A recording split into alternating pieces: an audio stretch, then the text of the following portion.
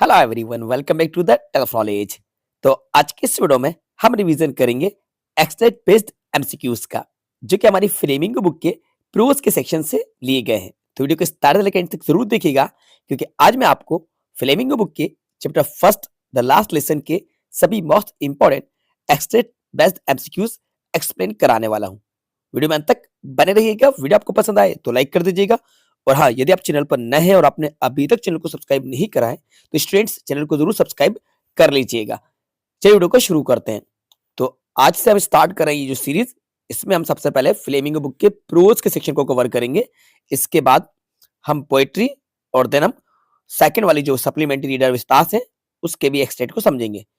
तो देखो, क्वेश्चन इस तरह से आता है, read the following extent and answer the question that follow. ठीक है, तो ये एक एक्सटेंट है जो कि द लास्ट लेसन से लिया गया है। कौन से चैप्टर से लिया गया है? द लास्ट लेसन से ये एक्सटेंट लिए गए। और इस स्टोरी को आपने डिटेल में रीड करा होगा, और आपको पता है कि यहाँ पे लैंग्वेज के इंपॉर्टेंस के बारे में बताया गया है। और इसका मेन जो प्रोटोगोनिस्ट है वो है फ्रांस। फ्रांस एक स्कूल स्टूडेंट होता है, यही मेन इसका कैरेक्टर होता है इस स्टोरी का। ठीक है, तो आपको एक नाम याद रखना है, फ्रांस। ठीक है, दूसरा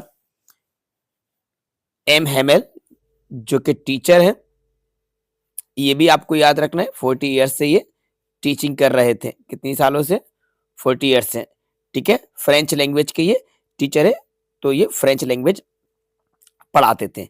ठीक है, ये दो कैरेक्टर आपको यहाँ पे याद रखना है। अब हम इसको रीड करते हैं। देखो, poor man, it was in honour of this last lesson that he had put on his fine Sunday clothes, and now I understand why the old man of the village was sitting there in the back of the room. इसको explain कर। अभी जो poor man word use किया जा रहा है बच्चों, तो पुअर मैन वर्ड यूज हो रहा है एम हेमेल के लिए। किसके लिए? एम हेमेल के लिए। अब पुअर मैन से मतलब ये नहीं है कि एम हेमेल जो है वो पुअर है, यानी कि गरीब है। पुअर मैन वर्ड जो यूज किया जा रहा है इनके हेल्पलेस की वजह से। तो क्योंकि ये क्या है भाई, ये हेल्पलेस है, यानी कि मजबूर है, चाहकर भी ये उस ऑर्डर को डिनाई नहीं कर सकते हैं जो ऑर्डर आया हुआ है। तो देखिए, पुअर मैन से मतलब कि मजबूर, किसके लिए? एमएमएल के लिए। It was in honour for this last lesson, तो ये उनके लास्ट लेसन का ऑनर था, सम्मान था, इसलिए उन्होंने ही had put on his fine Sunday cloth, यानी उन्होंने अपनी शानदार ड्रेस फाइन संडे क्लॉथ को पहन रखा था, क्योंकि लास्ट लेसन जो सिखाने वाले थे उसके सम्मान के लिए। एंड नाउ आई अंडरस्टैंड, अब आई जो यूज हो रहा है ये फ्रांस के लिए यूज हो रहा है, जो कि इसका नरेटर है। कौन है नरेटर? फ्रांस। फ्रांस कहता है, अब मुझे समझ में आया why the old man of the village were, के गांव के जो विलेजर्स थे, ओल्ड विलेजर्स थे, ओल्ड मैन थे, back side of the room में बैक बेंचेस पर बैठे हुए थे। तो पीछे की तरफ कौन बैठे हुए थे? विलेजर्स बैठे हुए थे। ठीक है, ओल्ड मैन बैठे हुए थे क्वाइटली। कहाँ पे? क्लासरूम में बैठे थे। It was because they were sorry to that they had not gone to school more, यानी कि अब वो और स्कूल नहीं जा सकते हैं, यानी कि उनके बच्चे भी अब उस स्कूल में नहीं पढ़ सकते हैं जिस लैंग्वेज को वहां पे सिखाया जाता था। इसीलिए इनको इस बात का अफसोस हो रहा था, रिपेंटेंस कर रहे थे। It was their way of thinking, thanking और master for his 40 years of faithful service. तो उनके इस मास्टर के लिए ये एक थैंक यू कहने का एक तरीका था, जिसने 40 साल फेथफुल सर्विस दी। कितनी साल? 40 ईयर्स। तो कितनी साल से पढ़ा रहे थे?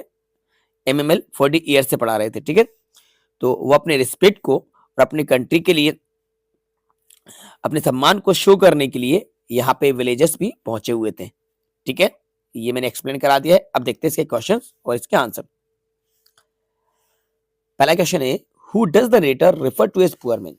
तो नरेटर पुअर मैन वर्ड किसके लिए यूज करता है? एम हेमेल के लिए यूज करता है।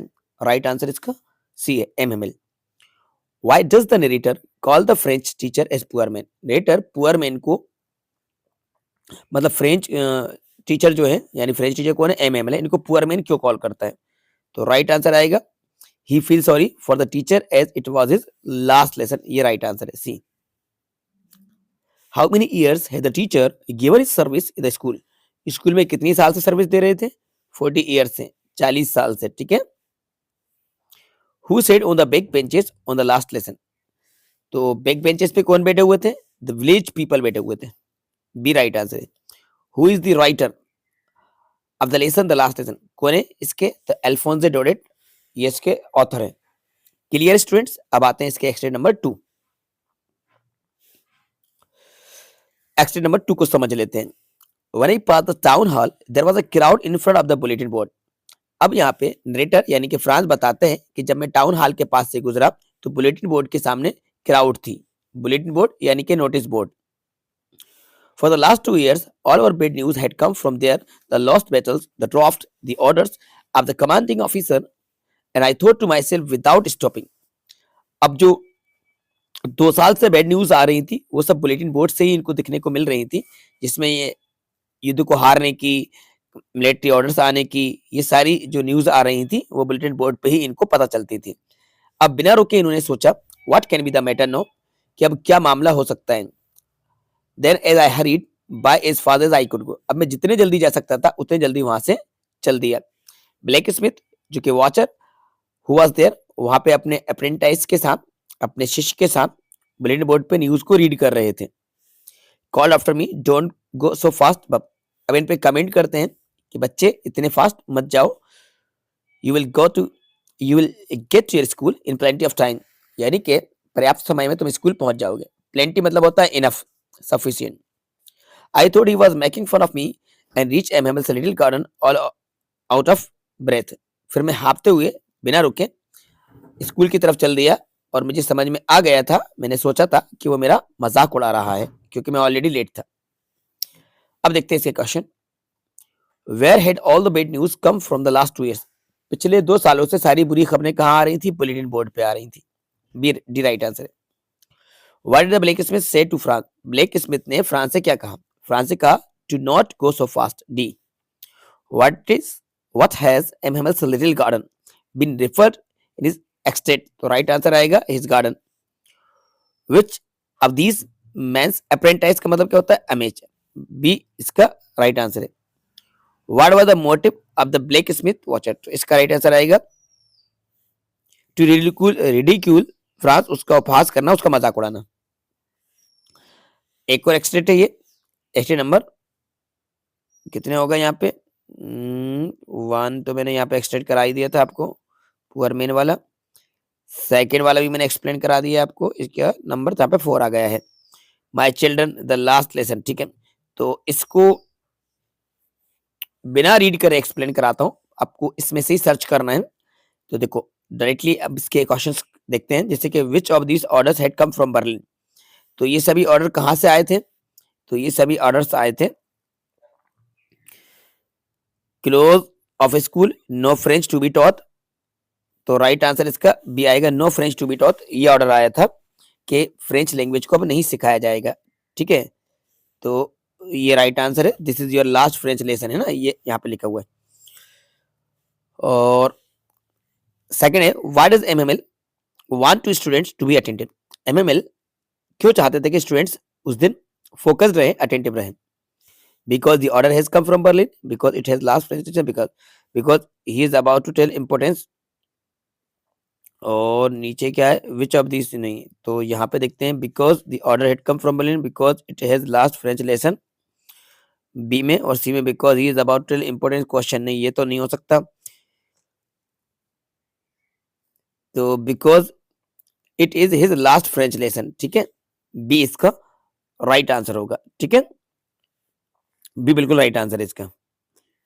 अब आते हैं थर्ड पे, which of these seemed old friends, तो ओल्ड फ्रेंड कौन लग रहा था? बुक्स, डी राइट आंसर है। What a thunderclap, thunderclap होता है startling and unexpected, B right answer है। Which of these moods did Franz express, तो इसका right answer repenting and sorrowful, ये राइट आंसर है, ठीक है।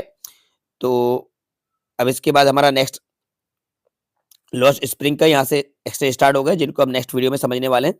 तो आज मैंने आपको first chapter the last lesson के important extract based MCQs explain करा दिए हैं। तो बच्चों उम्मीद करते हैं वीडियो आपको पसंद आई होगी, तो वीडियो को लाइक जरूर कीजिएगा, अपने सभी दोस्तों के साथ ज्यादा शेयर कीजिएगा। यदि चैनल पर नए तो चैनल को सब्सक्राइब भी कर लीजिएगा। Thanks for watching.